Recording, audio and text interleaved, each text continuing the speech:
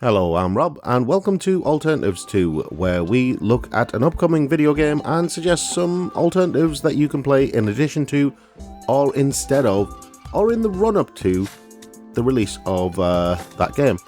Our suggestions might sometimes be obvious, and they can be varying degrees of left field as well. It all depends on the game. In this episode, we're looking at the remake of Demon's Souls, which is developed by Bluepoint Games and is being published by Sony. The original game came out in 2009 and 2010. That was developed by From Software and was the precursor to the famous Dark Souls series, which, obviously gave rise to the whole Souls-like term in video games. And everybody has already heard of Dark Souls, but this is Demon's Souls we're talking about, and I'll be honest, I have a big soft spot for Demon's Souls. It's like the weird cousin of Dark Souls. But for me, all of that weirdness represented creativity. Okay, the original game had some issues and it was hard to play, which is one of the reasons why it was such a difficult game. But be that as it may, it was still a lot of fun, and I thought it was a very innovative game in a lot of ways. Dark Souls and Dark Souls 2 and 3, they are very, very, very good games, but they were missing I don't know what it was, but I couldn't enjoy them as much as I enjoyed the atmosphere of the original Demon's Souls. It just wasn't the same. That's why I'm so looking forward to the new game from Bluepoint. And as far as remakes go, it's in safe hands. I have very, very high expectations for the game because Bluepoint are also the developers who did the remaster of the Nathan Drake collection. So they ported the Nathan Drake collection, the first 3 Uncharted games, onto the PlayStation 4. They did the remaster of Gravity Rush. They've got a history of doing really good remasters. They remastered ports of Metal Gear Solid 2 and 3 and Peace Walker. They also remastered the ports of God of War and God of War 2 onto the PlayStation 3. So they've got a good history of doing remasters, and the remake of Shadow of the Colossus came off very, very well. So I've got really high expectations for the remake of Demon's Souls, and from what I've seen, they're keeping a lot of the original game the same, and they're adding to it, which is basically what a lot of us fans of Demon's Souls wanted. Okay, before we get into all of this, I know Demon's Souls is a launch title for the PlayStation 5, and I know loads of people are buying a PS5 because they want to play Demon's Souls. Unfortunately, with it being a new console, there aren't that many games available on the new console that we could suggest as alternatives to Demon's Souls, so we've got to look backwards instead of to the side. So that's basically what we're doing in this video. So, with that in mind, I thought, well, rather than instead of Demon's Souls, what games can I play that would get me pumped up for the new game? What games would I suggest to other people? Would I recommend to other people? And obviously the caveat is, I'm not going to pick any Souls-like games. So, games like Dark Souls, Bloodborne, The Surge 2, I'm throwing those right out the window. When you're approaching these games, you really want something that you can sink your teeth into, but you don't want to be playing the same type of game as the game that you're going to be playing. You want something that's different enough for you to actually enjoy it and get you pumped up. So, with that in mind, I'm going to start off with my first pick, which is Greedfall. It's developed by Spiders, and it came out last year. It's set on a fictional magical island where monsters live and magic is a thing, and you take on the role of a colonist. It's got a character creator at the beginning where you can choose the look of your character, and you can also basically customize the look of your weapons and stuff, and that's all to the good. But that's not the main point. The main point is the colonization aspect.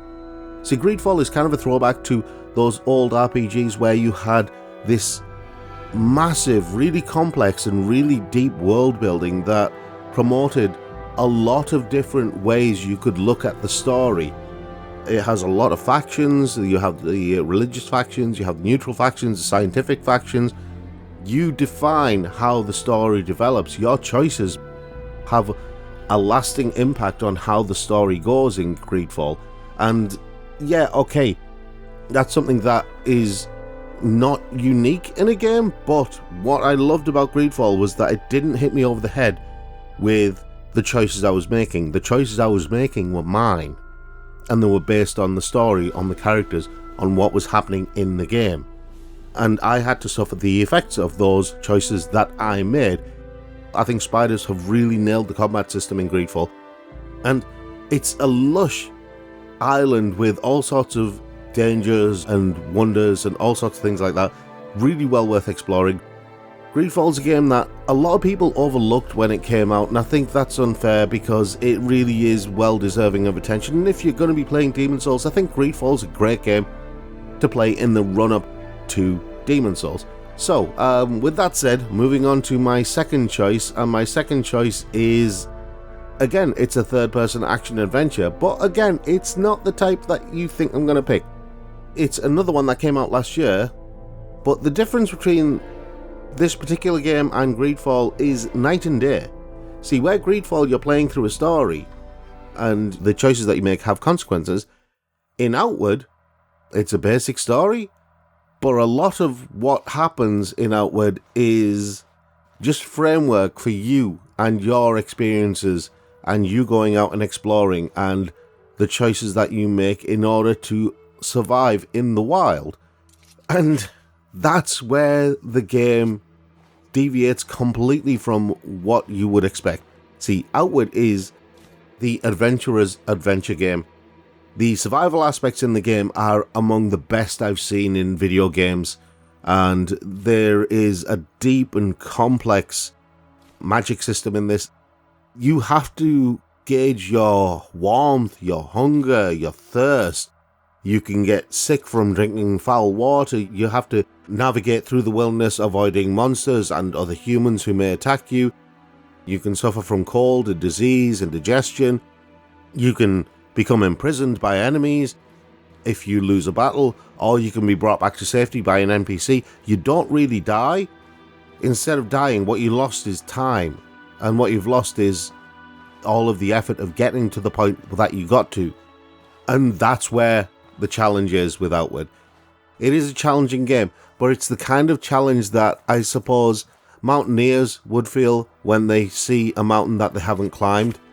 It's that kind of challenge. You want to take it on. You want to make it to the next town. You want to make it over that hill and see what's on the other side.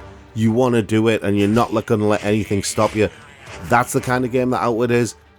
And again, it's the kind of game that will get you fired up for playing Demon's Souls.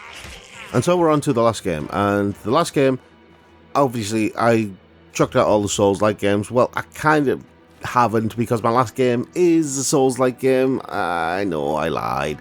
I'm sorry. It's a 2D action platformer, a Metroidvania, if you will.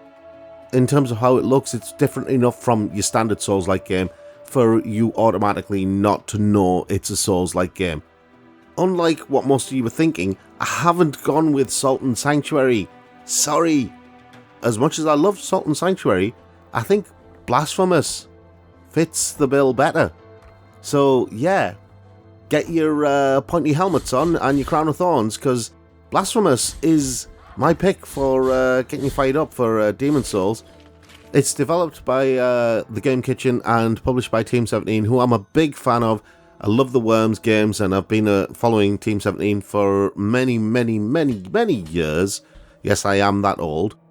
It's set in a land called Custodia. I think it's supposed to be Custodia, but the U is a V. And I'm going to keep calling it Custodia because I can't say the other thing. The Game Kitchen, they're a Spanish developer, and there's a lot of iconography that comes from Christianity and comes from Spain. In the land of Custodia, there is this supernatural force known as the Miracle, which is actually quite fickle and strange and often cruel.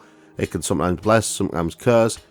You play as the penitent one, who is the last survivor of the Brotherhood of Silent Sorrow, and you are reborn by the Miracle and tasked with ending the cycle of guilt and penitence. So you basically have to fight your way all the way across the land of Custodia, dealing with all sorts of horrific monsters. It's gruesome and beautiful and strange and weird and gory, and it's all the things that a growing boy needs. Yeah, It's not for the faint-hearted. But then, it's a lot of fun. And that's what we're here for. We're here for a lot of fun. Blasphemous has some really good world building. There's a lot of stuff that kind of parallels stuff that you'll probably already know if you've been to school at any point and done any kind of religious studies at school. There's stuff that you'll probably know that's going on under the hood of the game that parallels with the real world. It has all kinds of stuff that you'll be familiar with. You might not immediately remember where you've heard something similar. Blasphemous is one of those games where you can just crack on, play the game, you can get your blood pumping, you can get the heart rate going. After playing Blasphemous, you can go into Demon's Souls and just be ready to take on anything.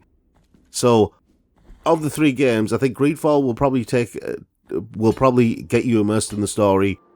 Outward will get you immersed in that survival aspect. You'll be on your toes.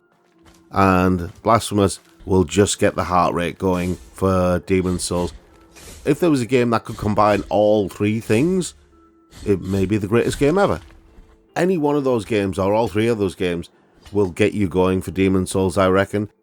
That said, let us know what your alternatives to Demon's Souls are, as our choices are by no means definitive. If you liked the video, then give us a thumb, a sub or a bell, and if you want to support us, then check out our Patreon, the details are in the description. If you're after more video game chit chat, then you can subscribe and join us every Thursday for Impossible Mission.